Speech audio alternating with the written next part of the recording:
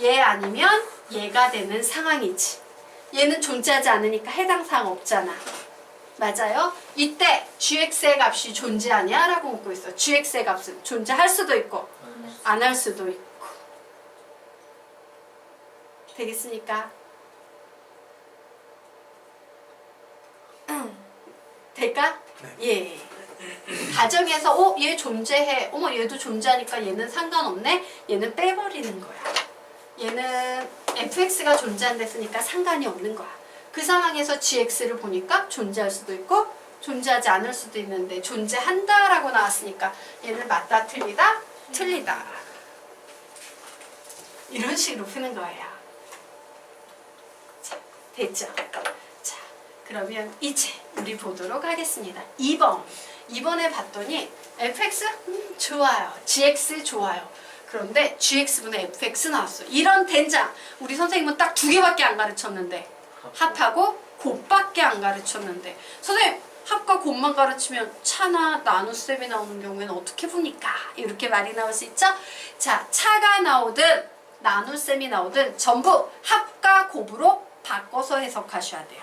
되겠습니까? 그래서 우리는 얘를 이 상태에선 쓸 수가 없지. 그래서 선생님이 뭔 짓을 할 거냐면 얘는 쓸 수가 없기 때문에 얘를 바꿔야 되기 때문에 얘를 hx라고 놓을 거야 라고 변형을 해서 드디어 어떤 식이 만들어진다? fx는 hx 곱하기 gx 뭐 이와 같은 구조의 식이 만들어지게 되는 겁니다. 자, 됐나요? 네. 자, 됐죠? 그러면 우리 지금부터 보도록 하겠습니다. fx의 극한값이 존재한대요. 와, 너는 곱의 극한값이구나. 그죠? 그러므로 곱의 극한값이 존재하는 경우는 얘랑 얘랑 모두 존재하거나 아주 드물지만 어떤 경우 있었어요? 둘 다 극한값이 없는데 드물게 존재하는 경우도 있었고 또 어떤 경우 있었어? 극한값이 0으로 나와서 둘 중에 하나가 0이라는 극한값을 갖는 경우였지요. 그런데 여기서 보니까 hx는 극한값 존재하지? 그러므로 둘 중에 하나가 극한값이 존재한다면 얘가 극한값이 존재해야 되는 이런 상황이 되겠네요. 맞나요? 네. 그죠? 여기까지는 이해될까? 어려운 개념이에요. 이해가 되면서 넘어가는데 안 되면 선생님 무한반복 설명해 줄 거예요. 그러니까 질문하셔요. 눈치 보지 마시고. 여기까지는 이해될까? 됐지? 자, 그러면 이제 보도록 하겠습니다. fx가 극한값이 존재하고요. 누가 hx의 극한값이 존재하는 경우는 얘하고 얘의 경우네요. 자, 이때 gx의 값도 극한값이 존재한다 라고 나왔어요. gx의 값은 어때요? 존재할 수도 있고 안 할 수도 있고 맞다 틀리다 틀리다 요렇게 판단하는 거예요. 이런 식으로 푸는 건데 할 수 있을까? 해볼래? 지금부터 해보시기 바랍니다. 자, 이 문제는요 21페이지에서 22페이지까지 있습니다. 선생님이 지금부터 3분의 시간을 드릴 거예요. 3분이나 줄 거야. 해보십시오.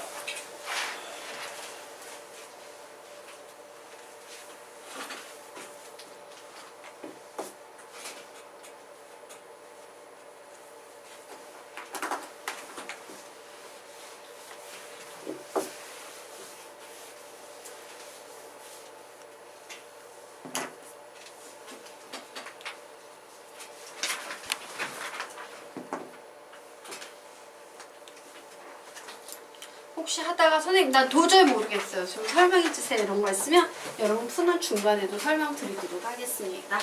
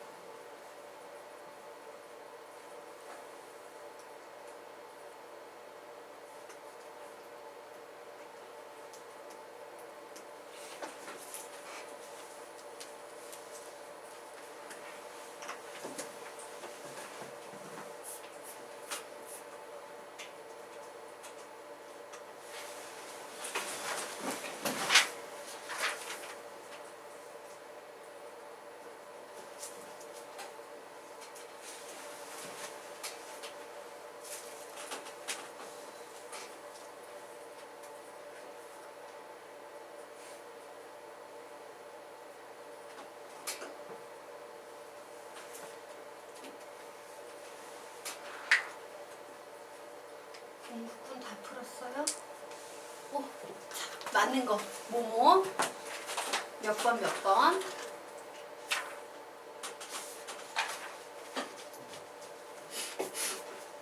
다시 그냥 번호 얘기해도 상관없어요. 네. 368 정답. 자, 다른 친구들 푸세요. 선생님 시간 좀 더 줄 거예요.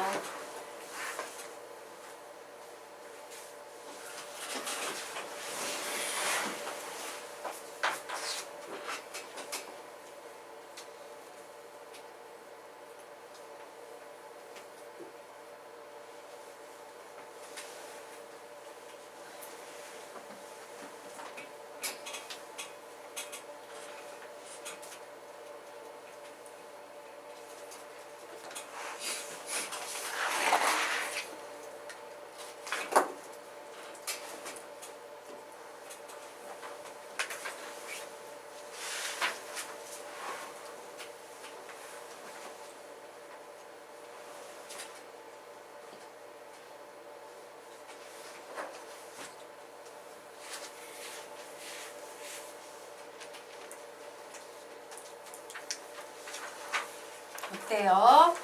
해보니까 할만합니까? 같이 한번 해보도록 하자. 자, 보도록 하겠습니다. 자, 문제가 딱 나와 있어요. 극한값 문제가 나와 있는데 선생님이 나눗셈은 우리가 해결할 수 없으니까 꼴을 바꾸라고 했지. 그래, 좋았어. 나는 지금부터 gx분의 fx를 hx라고 놓을 거야. 그렇게 되면 결국 fx는 hx 곱하기 gx라는 꼴로 바꿀 수 있을 거야 라고 나왔어요.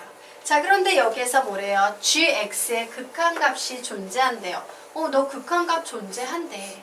자, 그리고 요 녀석 hx입니다 라고 얘기했죠? hx의 극한값 존재한대요. 그러면 맞습니까? 그러므로 fx의 극한값은 당연히 존재하게 될 겁니다. 그래서 3번은 맞다. 이렇게 정리하시면 돼요. 자, 이제 네 번째 보도록 하겠습니다. 예, 합의 극한값이 존재하면 fx의 값도 존재한다 라고 나와있죠. 자, 합의 극한값 선생님이 뭐라고 얘기했어? 불러볼까? 시작! 5 x 등 5xx 이렇게 설명했어요. 자, 합의 극한값이 존재하는 경우는 바로 이 두 가지 경우가 되겠죠? 자, 이 경우에 fx는요 존재할 수도 있지만 안 할 수도 있다. 그러므로 4번은 틀렸다 라고 푸시면 되겠습니다. 자, 하는 방법 이해가 되십니까? 네. 여기까지 지어도 될까요? 자, 지어도 되겠습니까? 네. 자, 그러면 이제 5번 보도록 하겠습니다. 자, 5번. 예. 차가 나왔어요. 차는 해결 가능하다, 불가능하다? 불가능하다. 그래서 선생님은 이 fx-gx를 통째로 hx라고 놓은 상태에서 식을 fx는 hx 플러스 gx라고 바꿔놓고 문제 풀이 시작할 거예요. 자, 여기에서 뭐래요? 극한값이 0이면 이라고 나와 있는 상태네요. 즉, 무엇의 극한값이 0이다? hx의 극한값이 0으로 이렇게 존재하는 상황이다 라고 나와 있네요. 자, 이때요. 자, 얘하고 얘는 같은 극한값을 갖는다 라고 문제가 나와 있죠. 자, 얘가 만약에 극한값을 가지면 얘도 극한값이 있겠지만 얘가 극한값이 있음에도 불구하고 얘가 극한값을 갖지 않으면 얘는 극한값이 있다 없다? 없는 상황 되겠습니다. 그러면 상황을 우리가 알 수 없는데 얘는 같을 거야 라고 얘기할 수 있어요? 없어요? 없어요. 그러므로 5번은 틀렸다 되겠습니다. 자, 되겠습니까? 네. 그래서 이 경우엔 사실 극한값이 같을 거야. 그지? 얘가 0이니까. 극한값이 이 첫 번째 경우는 같을 수도 있지만 아예 두 번째 줄 존재하지 않을 수도 있다. 둘 다 존재하지 않을 수도 있다.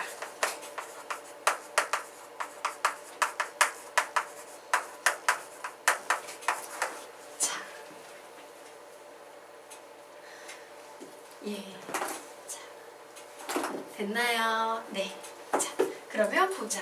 요 6번은 여러분이 익숙할까? 요 6번 같은 케이스는 많이 나오니까 요 6번은 좀 푸는 방법을 기억하시기 바랍니다. 얘 극한값이 존재한다는 건 수렴한다는 거예요. 얘도 존재한다는 건 수렴한다는 거예요. 이처럼 합의 식, 차의 식 두 개가 나오면 우리는요, 이 식을, 요 식 자체를 하나는 hx라고 놓고 하나는 rx라고 이렇게 놓고 풀 겁니다. 자, 그러면 둘 다 수렴하니까 더하고 빼고 곱하고 나누고 뭔 짓을 해도 상관없지? 네. 그래서 두 개의 이 식을요, 어떻게 한다?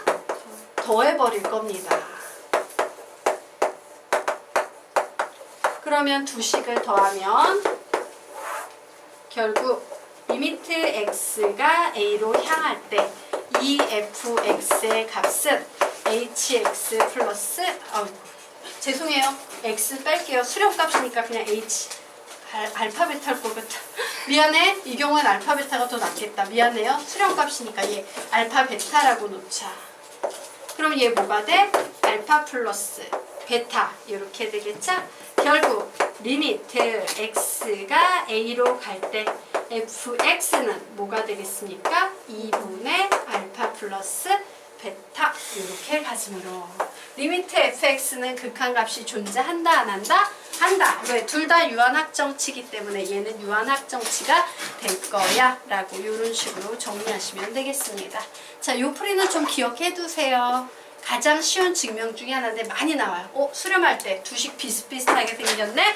하나는 알파, 하나는 베타라고 놓고 두 식을 더하거나 빼서 원하는 녀석만 골라낸다예요.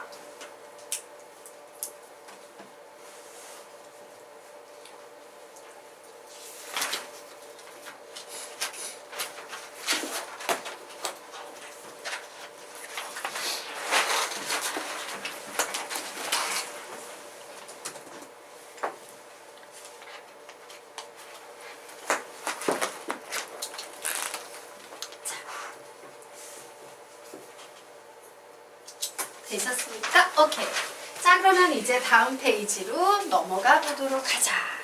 다음 페이지로 넘어가서 이 녀석 보도록 하겠습니다. fx, gx, 합의 극한값. 얘 뭐예요? fx 존재하지 않는데 x, gx 존재하지 않는데 x. 그런데 합의 극한값이죠? 얘는 어떠하다? 드물게 존재한다. 기억나십니까? 그런데 얘는 존재하지 않는다라고 했으므로 맞다, 틀리다? 틀리다. 그래서 틀렸어 라고 이렇게 푸시면 됩니다. 자, 여기까지 이해되죠? 예. 그러면 지금부터 마지막 8번 보도록 하겠습니다. 문제가 잘렸다. 됐다. 자, fx와 fx, gx의 값이 각각 존재하고 fx가 0이 아니면 gx의 값이 존재한다. 뭐 이런 얘기가 나와 있는 상태예요.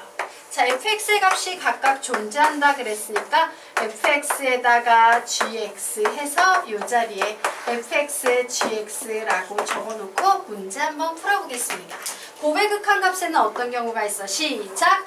5, x, 드 5, x, 5, 0, 0 이런 경우가 있었죠.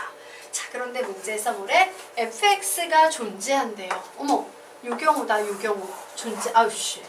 존재하지 않는 경우 빼고 fx가 존재하는 경우는 바로 요 경우와 요 경우를 얘기하죠. 자, 그런데 뭐래? fx, gx의 값이 존재한대요.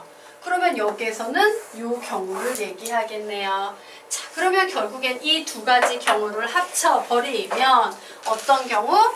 얘하고 얘가 되는 거지.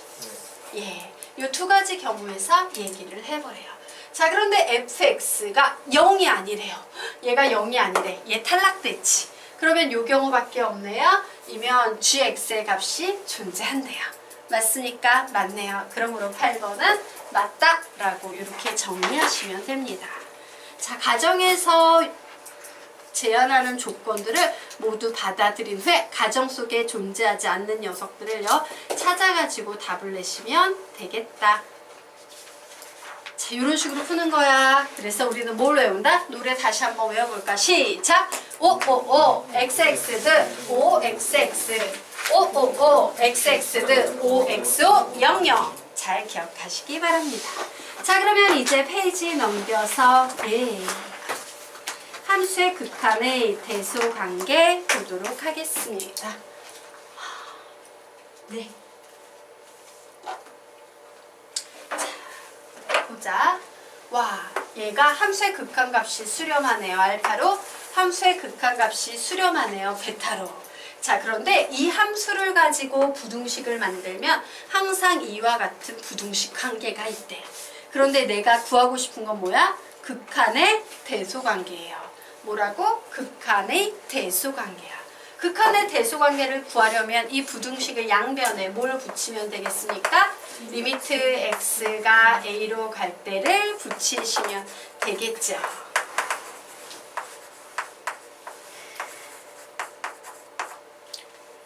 그런데 이때 엄청 놀라운 일이 하나 발생합니다. 주의해야 될 사항이 발생합니다. 라고 했죠. 이제 부등식은 항상 등호를 포함한다. 극한값이 붙는 순간 부등식은 항상 등호를 포함한다. 즉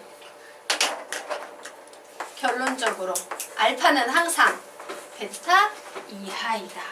이렇게 정리할 수 있습니다. 자, 그런데 이 경우에는 어때요?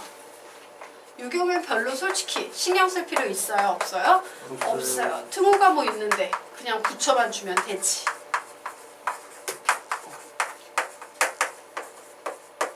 자, 하지만 3번 같은 경우엔 주의하셔야 되죠.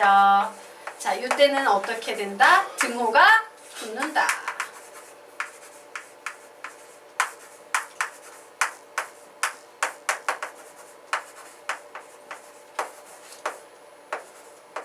그래서 우리 이런 걸 보고 보통 무슨 정리라고 불러요? 샌드위치 정리라고 부른다. 자, 뭐 네 번째 건 신경 쓸 필요 없죠? 내가 이렇게 쓴다고 너희까지 이렇게 쓰면 안 돼. 공부하는 너희는 다 쓰는 거야. 예.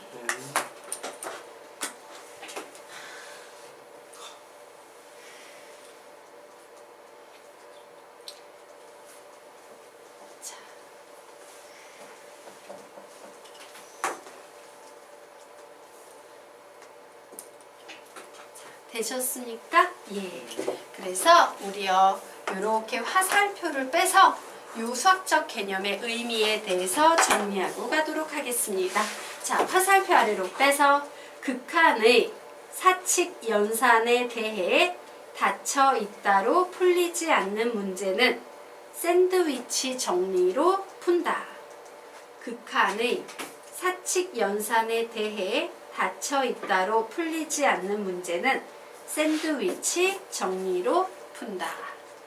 극한의 사칙 연산에 대해 닫혀 있다로 풀리지 않는 문제는 샌드위치 정리로 푼다.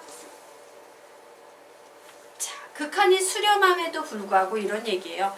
더하거나 빼거나 곱하거나 나눠서 극한값을 구할 수 없는 애매모호한 상황의 문제는 어떻게? 샌드위치 정리를 이용해서 그 녀석 자체를 구하는 게 아니라 양 옆에 있는 요 녀석의 극한값을 구해서 어머 너 1이니? 나도 1이야. 그럼 너는 못 구하겠지만 너도 1일 거야 라는 논리로 적용해서 풀 때 사용하는 개념이다 라는 얘기 되겠습니다. 자, 아래 문제가 하나 나와 있어요. 예, 문제의 구조를 딱 봤더니 부등식 주어졌죠. 맞아요? fx에 관한 부등식 주어졌습니다. 그리고 요 녀석을 푸십시오 라고 문제가 주어졌어요. 중요한 건 뭐냐면 나는 얘가 발산하는 건 아는데 fx가 어떤 식인지 몰라. 그래서 얘가 뭐 발산하는지 수렴하는지 도대체 x를 무한대로 보냈을 때 이 식 전체가 어떻게 가는지 알 수 있다 없다? 없어요. 그런데 부등식이 주어졌네. 그러면 뭘로 푼다? 샌드위치 정리로 푸는 겁니다. 풀어보세요. 우선 식을 변형해야겠지. 이 fx라는 식을 계속 변형해서 어디까지 변형해야 돼? 여기까지 변형해야 되는 거예요. 정리, 풀어보세요.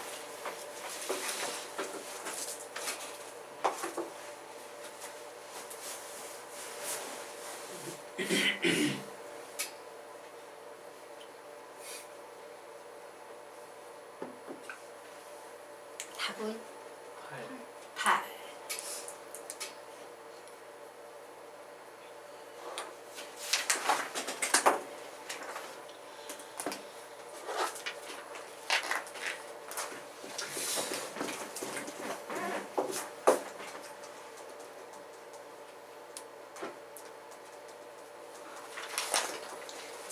우리 요거 배우기 전에요. 좀 선생님이 기초 내용 좀 확인 한번 하고 갈게요. 요거 선수 과정에 있었을 확률이 높지만 그래도 확인 한번 하고 가겠습니다. 자, x가요. 뭐 예를 들어서 여기가 3이야. 그리고 여기가 5예요. 자, 이때 선생님이 x의 제곱의 범위를 구하고 싶어요. 그러면 얘 몇 되겠습니까? 9, 2, 4 몇 되겠습니까? 25 이하 되겠네요. 자, 요번에는 x의 범위가 마이너스 4 이상, 마이너스 2 이하인 경우에 x 제곱의 범위 구해보시고요. x의 범위가 마이너스 2 이상, 그리고 5 이하인 경우에 x의 제곱의 범위 구해보시기 바랍니다.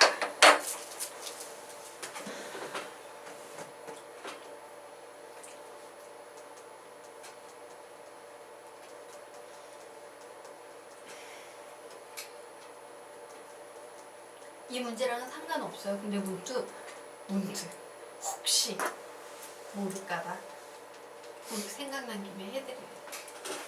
했었을 겁니다. 선수 과정에. 자, 다 푸셨으니까 자, 답 내보도록 합시다. 얘 몇 이상이에요? 몇이에요? 4. 얘 몇이에요? 16이에요. 얘 몇이에요? 0. 얘 몇이에요? 25. 지금 이거 모르는 사람들 있죠? 자, 요 녀석은 이렇게 생각하시면 편해요. 요 x자리에 들어갈 수 있는 정수 3, 4, 5지. 제곱해서 제일 작은 수, 제곱해서 제일 큰 수예요. 자, 요 x자리에 들어갈 수 있는 정수 마이너스 4, 마이너스 3, 마이너스 2죠. 제곱해서 제일 작은 수, 제곱해서 제일 큰 수 써주시면 돼요. 자, 요 정수 자리에 들어갈 수 있는 수 마이너스 2, 마이너스 1, 0, 1, 2, 3, 4, 5죠. 제곱해서 제일 작은 수 0, 제곱해서 제일 큰 수 25.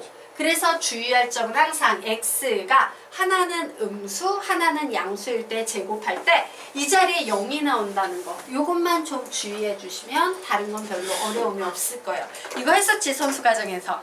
예, 혹시나 싶어서. 자, 그런데 세제곱의 경우 한번 보도록 하겠습니다. 자, 세제곱의 경우에는 어떤 특징이 있냐면요. 부등호 방향이 반대로 바뀌질 않아요. 자, 예를 들어서 내가 여기에 이제 하나는 마이너스 3이 있어요. 하나는 2가 있어요. 그럼 얘가 크지? 얘를 세제곱하면 얘는 마이너스 27, 얘는 8. 부등호 방향에 변화가 있다 없다? 없다예요. 와, 양수인 경우엔 선생님이 어떤데요? 부등호 방향에 변화가 있다 없다? 없다. 선생님 둘 다 음수인 경우에는 어떤데요? 부등호 방향에 변화가 있다 없다? 없다예요. 세제곱 했을 땐 부등호 방향이 그대로 유지가 돼요. 제곱을 했을 땐 요런 좀 주의하고 조심하고 양수화되면서 요런 부분들이 있지. 하지만 세제곱일 땐 그런 게 일제 없어요. 자, 그런데 여기에서 뭘 하래? fx의 세제곱을 해주래요. 그렇구나. fx 너를 세제곱할 거야. 즉 각변을 모두 다 세제곱 해버릴 거야 라고 이렇게 적었습니다. 부등호 방향의 변화가 있다 없다? 없다. 됐죠? 자, 그리고 이제 선생님이요 뭔 짓을 할 거냐면 이 식을 전부 다 x의 세제곱 플러스 1로 나눌 거다. 예.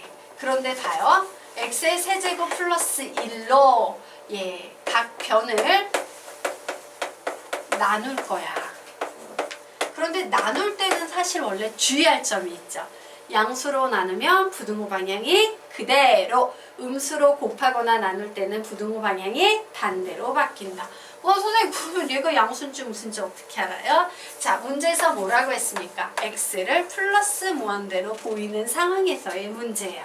그러므로 얘 플러스 무한대 세제곱 플러스 1은 양수다 음수다? 양수예요. 얘는 양수이므로 각변을 나눠도 부등호 방향에 변화가 있다 없다? 없다. 만약에 서술형 평가라면요. 요런 논리를 꼭 달아주셔야 돼요. x가 플러스 무한대로 향하고 있는 중이므로 x의 세제곱 플러스 1은 양수가 될 것이다. 그러므로 각변을 나누어도 부등호 방향에 변화가 없으므로 x의 세제곱 플러스 1, 2x 플러스 3의 세제곱 x의 세제곱 플러스 1분의 fx 전체의 세제곱 x의 세제곱 플러스 1분의 2x 플러스 7의 세제곱. 자, 이제 뭐합니까? 나는 극한값 구하고 싶어요. 그래서 각변의 전부 다 극한값을 취해줍니다.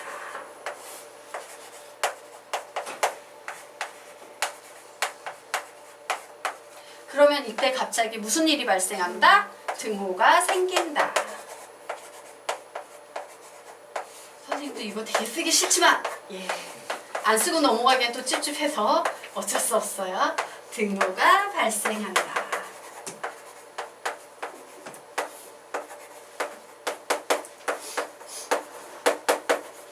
라고 나오네요. 얘 극한값 몰라. 왜? fx가 뭔지 모르니까. 그런데 얘는요. 무한대분의 무한대꼴이지. 봤더니 얘는 x의 세제곱이고 최고차항이 얘는 8의 x의 세제곱이에요. 자, 분모분자가 동차식일 때는 최고차항의 개수가 답이다. 8. 얘도 최고차항의 개수가 답이다. 8. 와우, 너는 8 이상 8 이하 인수니까 8밖에 안 되겠구나. 답은 8이야. 이런 논리로 푸는 겁니다. 샌드위치 정리. 여기까지 되셨습니까? 네. 자, 그러면 이제 엄청 중요한 개념 배워보도록 하자. 미정계수의 결정이라는 개념이 나와 있어요. 미정계수 뜻이 뭔데? 아직 정해지지 않은 개수를 우리는 미정계수라고 부릅니다. 자, 그래서 수학에서 야 A값 구해봐, B값 구해봐 이런 문제는 미정계수를 구하는 경우가 되게 많고요. 극한에서도 역시 미정계수를 구하시오 라는 문제 유형들이 있어요. 그게 바로 미정계수의 결정인데요.